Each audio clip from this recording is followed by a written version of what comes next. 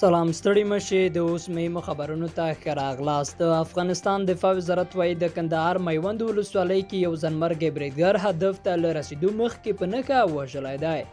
د وزارت مطبوعاتي دفتر وایي دغه کس غوښتل له چاودېدونکو دوکو ډک موټر د ملي اردو د یو مرکز مخې ته واچوي چې له مخکې نه پېژندل شوی دی. دوی وایي د ملي اردو له ډزو سره سم چاودنه شوې چې چاته یې مرګ ژوبله نه ده اړولې. بل لور ته د ارزګان چارواکي وایي دغلته طالب وسلوالو خپلمنځي جګړه کړې وه، اتو کسانو ته یې مرګ ژوبله اوښتې.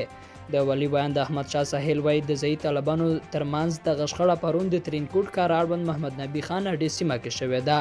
په سیمه کې ځایي اوسېدونکي هم د ازادۍ راډیو خبریال ته ویلي چې داسې یوه شخړه شوې ده. د محمد نبي خان اډه د ترینکوټ هغه سیمه ده چې د چارواکو په وینا د طالبانو مرکز دی او لوړپوړي ولایتي چارواکي دلته ناسته ولاړه او غونډې کوي.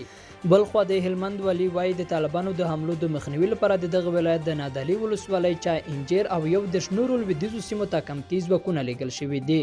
له سیمې څخه را رسېدلي راپورونه وایي چې طالبانو له یوې اونۍ راهیسې لښکرګاه ته نږدې په چا انجیر او یو شمېر نورو سیمو بریدونه پیل کړي چې په نتیجه کې د سیمې خلک له سخت کړاو سره مخامخ شوي دي.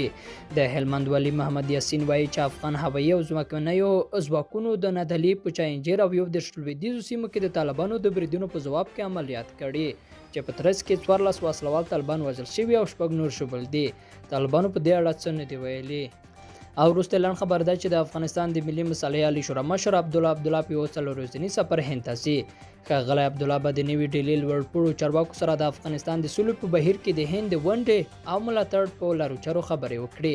هندي رسنۍ ویلي چې دغه سفر د اکتوبر په 8 چې د راتلونکي سهشنبې ورځ د پیلېږي. له کله نه چې ښاغلی عبدالله د مصالحې عالی شورا مشر ټاکل شوی دی هند ته لومړنی سفر دی. نوموړی تېره اونۍ په 3 ورځني سفر ګاونډي هیواد پاکستان ته تللی و او هلته یې د سولې په روانو هڅو له صدراعظم ولسمشر بهرنی چارو وزیر او نورو پاکستاني چارواکو سره خبرې وکړې. لیدونکو له ملتیا مننه ښې چارې.